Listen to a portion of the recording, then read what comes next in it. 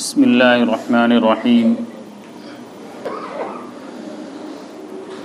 الحمد للہ رب العالمین والعاقبۃ للمتقین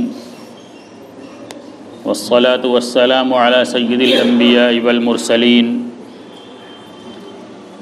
سیدنا و مولانا محمد و آلہ و اصحابہ اجمعین اما بعد فقد قال رسول اللہ صلی اللہ علیہ وسلم طلب العلم فریضۃ علی کل مسلم او کما قال علیہ الصلاۃ والسلام۔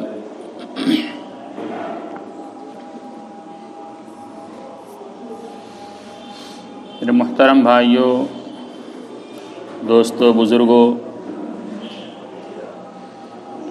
میں نے خطبے کے بعد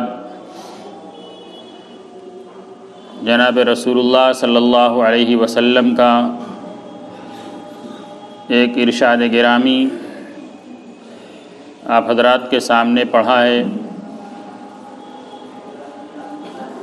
جن کو آپ حضرات نے بارہا سماعت فرمایا ہے کہ اس کے اندر کس مضمون کو بیان کیا گیا ہے۔ اللہ تبارک و تعالی نے ہم سب کو دنیا کے اندر ایمان کی دولت سے نوازا اور جناب رسول اللہ صلی اللہ علیہ وسلم کی امت میں پیدا فرمایا، اور آپ صلی اللہ علیہ وسلم کو اللہ تبارک و تعالی نے ایک دین عطا فرمایا، اور اس کی عملی تفسیر آپ صلی اللہ علیہ وسلم کے ذریعے امت کے سامنے پیش فرمائی، اور اسی تفسیر کو اس امت بلکہ ساری انسانیت کے لیے کامیابی کی راہ قرار دیا کہ جو انسان اس راستے پر چلے گا، جناب رسول اللہ صلی اللہ علیہ وسلم کے راستے کی پیروی کرے گا، اللہ تبارک و تعالی اس کو دنیا اور آخرت کی کامیابی اور کامرانی نصیب فرمائیں گے، جس کو فلاح و بہبود کہتے ہیں۔ وہ کامیابی، وہ راستہ کیا ہے؟ اس کے لیے جس چیز کی بنیادی طور پر ضرورت ہے وہ علم ہے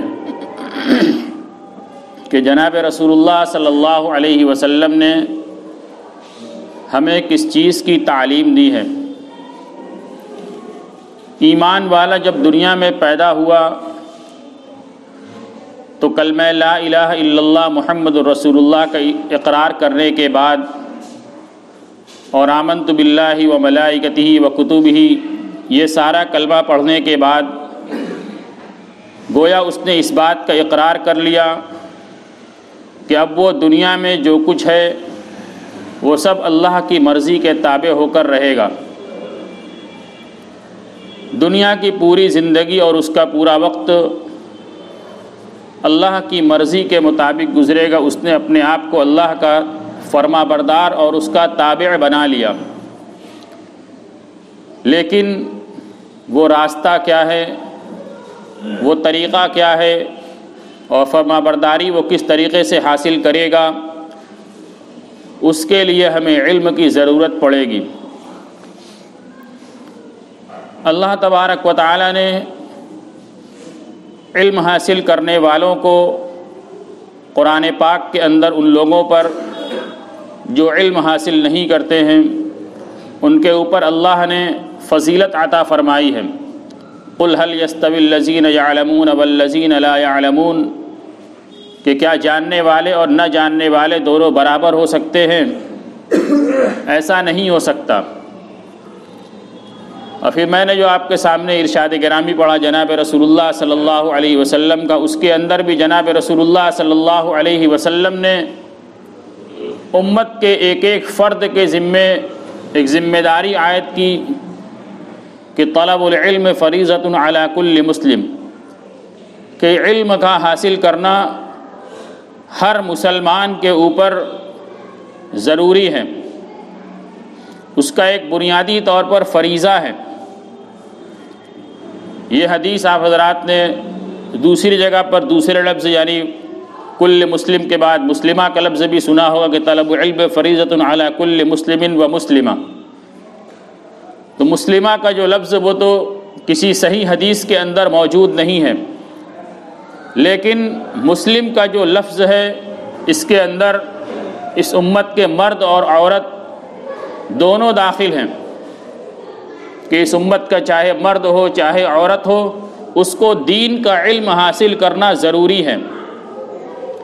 کتنے دین کا علم حاصل کرنا ضروری ہے؟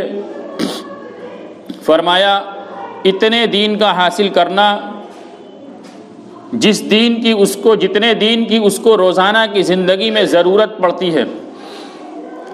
وہ نماز پڑھتا ہے، نماز پڑھنا ایک مسلمان کے اوپر بنیادی طور پر فرض ہے، تو نماز کے جتنے مسائل ہیں، نماز کے اندر کیا فرائض ہیں، کیا واجبات ہیں، کتنی چیزوں سے نماز فاسد ہو جاتی ہے، کب سجدہ سہو واجب ہوتا ہے، کب نماز واجب الاعادہ ہو جاتی ہے، ان سارے مسائل کا سیکھنا ہر فرد پر انفرادی طور پر واجب بلکہ فرض ہے۔ نماز فرض ہے تو نماز کے مسائل کو معلوم کرنا بھی ہر ایک کا بنیادی طور پر اس کا اپنا ذاتی فریضہ ہے کہ کسی جاننے والے سے نماز کے تمام مسائل کو وہ سیکھے۔ اسی طریقے سے روزہ فرض ہے تو روزے کے تمام مسائل کو سیکھنا ہر آدمی کے لیے انفرادی طور پر فرض ہے کہ روزہ کتنی چیزوں سے ٹوٹ جاتا ہے، کب مکروہ ہو جاتا ہے، کب فاسد ہو جاتا ہے، روزے کے لیے نیت کب ضروری ہے، یہ اس کے جو بنیادی مسائل ہیں ہر ایک کے لیے سیکھنا ضروری ہے۔ جتنی بھی عبادات ہیں، جس درجے کی عبادت ہے، اگر عبادت فرض ہے تو اس کے مسائل کو سیکھنا فرض ہے، اگر وہ عبادت واجب ہے تو اس کے مسائل کو سیکھنا واجب ہے، اگر وہ عبادت سنت ہے تو اس کے مسائل کو سیکھنا سنت ہے۔ اسی طریقے سے آگے دنیا میں ہم جتنے کام کرتے ہیں وہ کام ہماری زندگی میں جس درجے کا ہے اس درجے میں اس کے علوم کو حاصل کرنا ضروری ہے۔ ہم بنیادی طور پر دنیا میں جو کام کرتے ہیں اس کو چند گوشوں میں جو ہے تو سمیٹ سکتے ہیں۔ ایک ہمارے گھر کے اندر کی زندگی جس کو ہم یعنی گھریلو زندگی کے اندر جو اپنی فیملی کے درمیان رہتے ہیں، اس کے اندر ایک دوسرے کے کیا حقوق ہیں اس کے علم کو حاصل کرنا ضروری ہے۔ والدین کا کیا حق ہے، بیوی کا کیا حق ہے، بچوں کا کیا حق ہے، ان تمام حقوق کو جاننا اور اس پر عمل کرنا ضروری ہے۔ جاننا برائے جاننا نہیں ہے بلکہ جاننا اس پر عمل کرنے کے لیے یہ ضروری ہے۔ اس کے بعد ہماری معاشرتی زندگی ہے کہ ہم روزانہ لوگوں سے ملاقاتیں کرتے ہیں، ان سے ہمارا آپسی تعلقات ہیں، تو کس کے ساتھ کیسا تعلق اور اس کا کیا تقاضا ہے دینی اعتبار سے، ان حقوق کو جاننا۔ اور پھر اس کے بعد ہماری تجارتی زندگی ہے، ہم کس لائن کے اندر تجارت کرتے ہیں، چاہے وہ ہماری کپڑے کی تجارت ہو، کسی دوسرے چیز کی تجارت ہو، ہماری ملازمت ہو، ہماری کھیتی ہو، ہم دنیا کے اندر ہمارا جو ذریعہ معاش ہے اس ذریعہ معاش کے جتنے مسائل ہیں کہ کس طریقے سے یہ ہمارا معاش حلال ہوگا، کس طریقے سے حرام ہوگا، اس مسئلے کا ان مسائل کو جاننا ہر ایک کے لیے ضروری ہے۔ بغیر جانے اس کے لیے اس کام کو کرنا درست نہیں ہوگا۔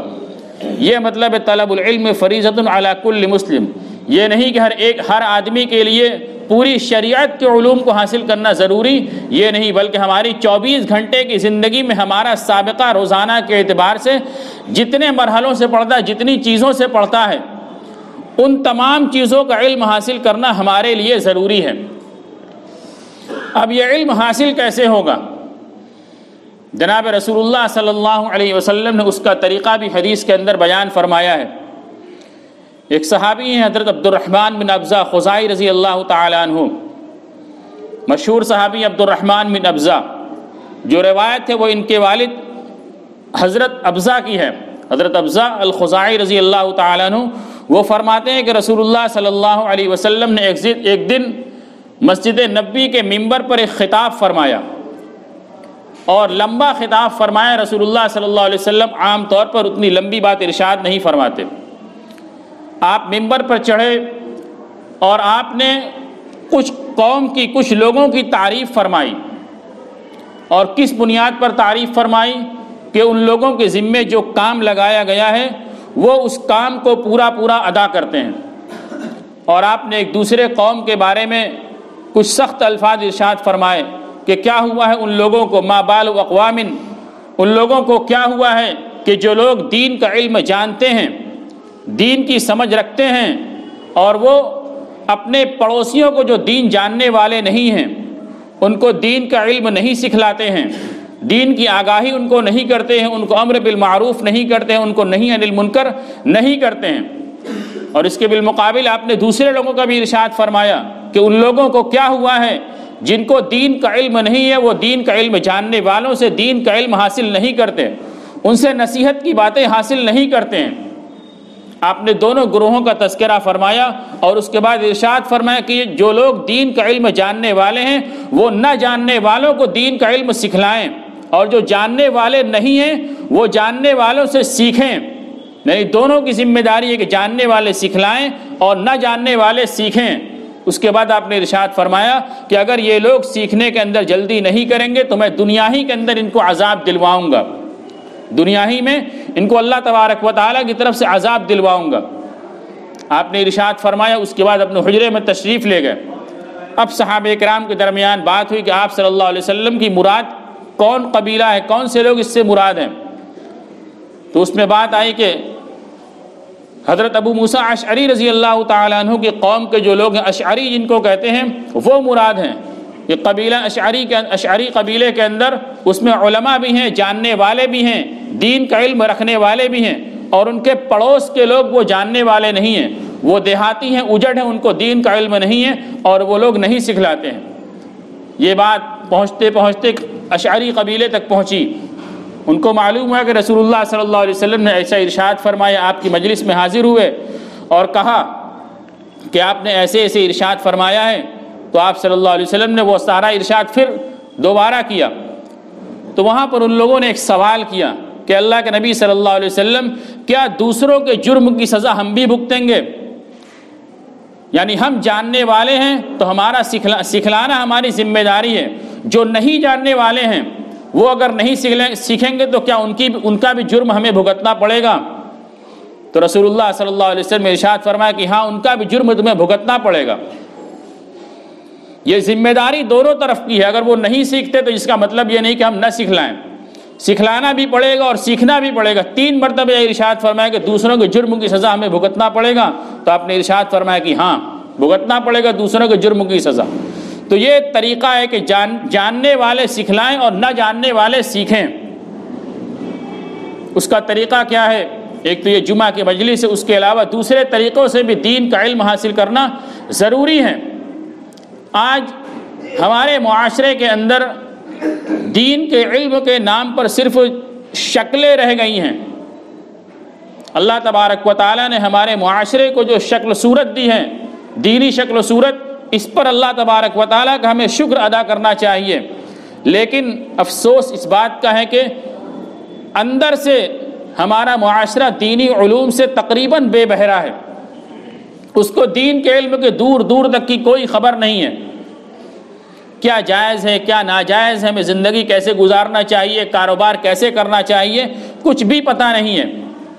اور باتیں کہی جاتی ہیں، ایک کان سے سنا جاتا ہے، دوسرے کان سے نکال دیا جاتا ہے، اور پوچھنے کی توفیق نہیں ہوتی۔ میرے بھائیو، دوستو، بزرگوں، اللہ کے نبی صلی اللہ علیہ وسلم نے اس حدیث کے اندر کیا ارشاد فرمایا کہ دنیا ہی کے اندر ان کو عذاب ہوگا۔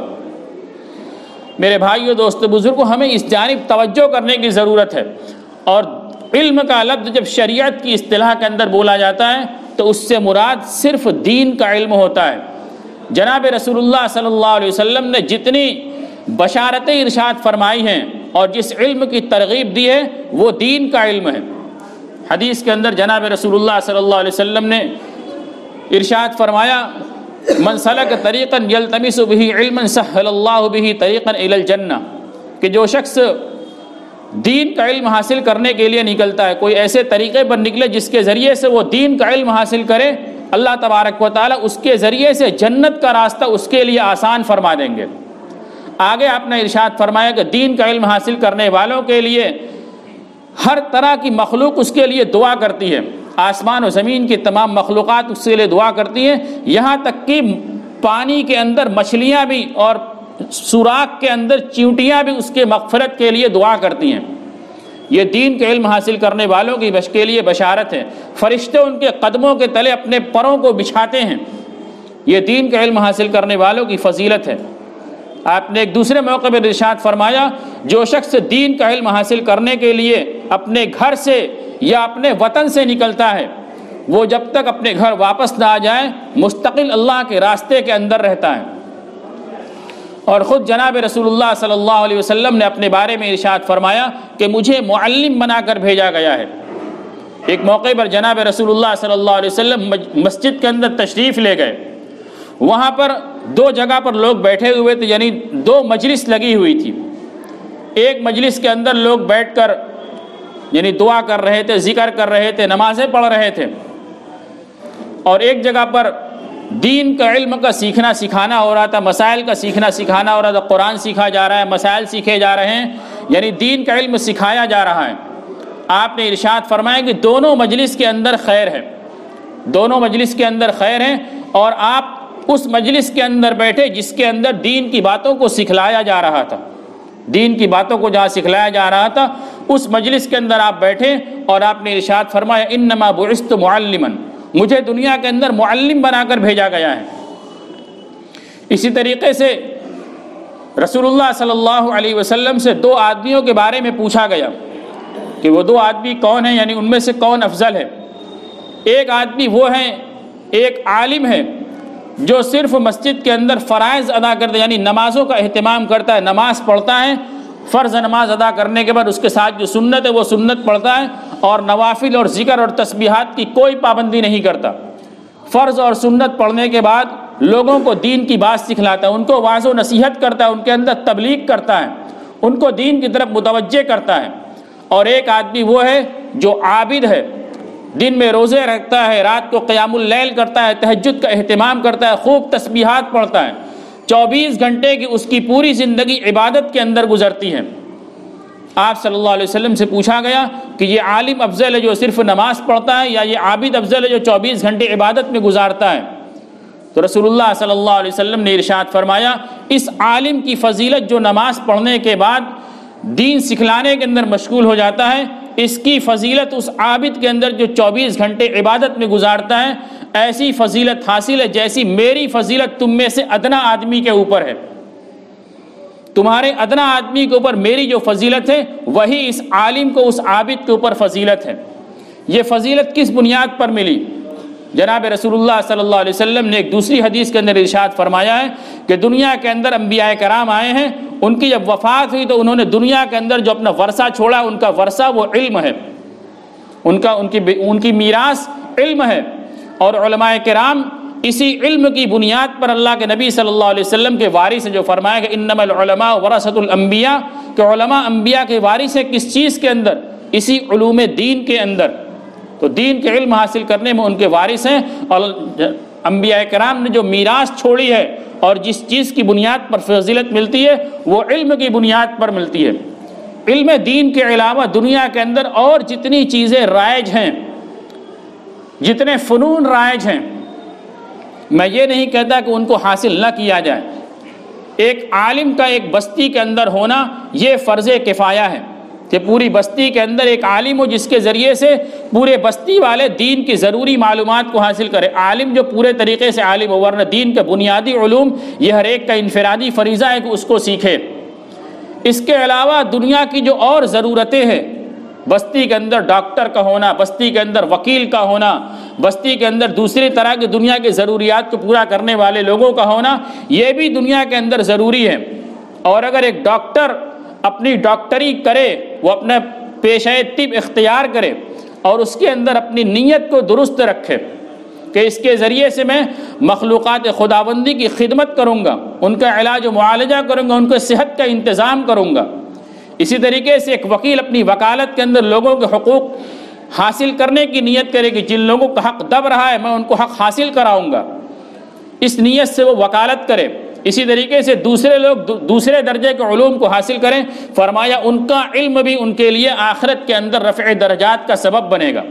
ایک ڈاکٹر کی ڈاکٹری اس کے درجات کو بلند کرائے گی، ایک وکیل کی وکالت اس کے درجات کو بلند کرائے گی، ایک پروفیسر کی اس کے علوم، اس کا فنون اس کے درجات کو بلند کرائے گا نیت کے درستگی کی بنیاد پر۔ اور آج کے ہمارے معاشرے کے اندر ہر طرح کے لوگوں کی ضرورت ہے، علم دین کا حاصل کرنا یہ بنیادی ضرورت ہے، اس کے علاوہ اور طرح کے لوگوں کا ہونا یہ بھی ضروری ہے۔